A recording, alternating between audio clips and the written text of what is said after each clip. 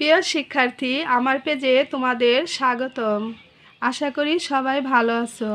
আজকে আমি পড়ব অষ্টম শ্রেণীর কৃষি শিক্ষা বইয়ের প্রথম অধ্যায়।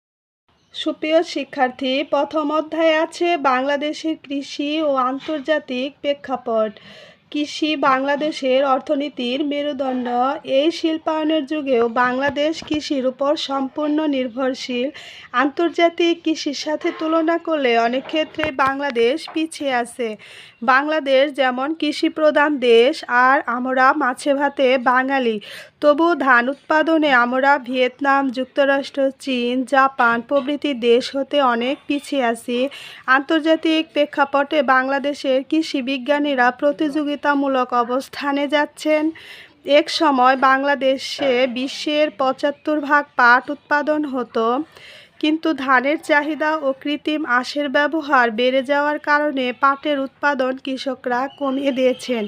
তবু সুপ্রিয় শিক্ষার্থী, এখন আমি চলে যাব তোমাদের অনুশীলনীর বহু নির্বাচনী প্রশ্নে। দেখো, ১ নাম্বারটা কি বলেছে?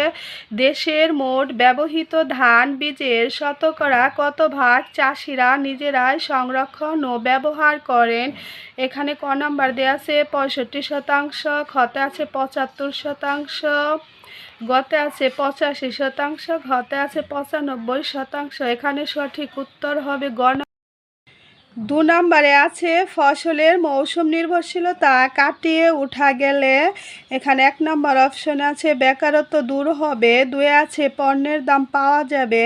৩ নম্বরে রয়েছে বিভিন্ন রকমের ফসল পাওয়া যাবে।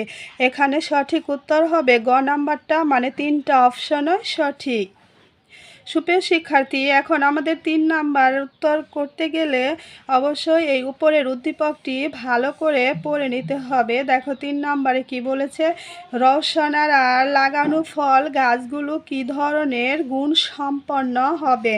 কতে রয়েছে মাতৃগাছের মতো, খতে পিতৃগাছের মতো, গতে আছে মাতৃগাছ থেকে ভালো, ঘতে রয়েছে মাতৃ ও পিতৃগাছের মতো। সঠিক উত্তর হবে ক নাম্বার, মাতৃগাছের মতো। ৪ নম্বরে বলেছে রওশনার আর পরবর্তী বছর সবজি চাষ করে ভালো ফলন না পাওয়ার কারণ। ক নম্বরে দিয়েছে যে নিজের বাগান থেকে বীজ সংগ্রহ, খতে রয়েছে পরের বছর একই জমিতে সবজি চাষ, গতে মাতৃগাছের গুণাগুণ বজায় রাখা, ঘতে রয়েছে মাতৃ ও পিতৃগাছের গুণাগুণ একত্রে হওয়া। সঠিক উত্তর হবে গ নম্বরটা, মাতৃ ও পিতৃগাছের গুণাগুণ একত্রে হওয়া। সুপ্রিয় শিক্ষার্থী, আজ এ পর্যন্তই। আবার দেখা হবে অন্য কোনো নতুন ভিডিওতে। সে পর্যন্ত সবাই ভালো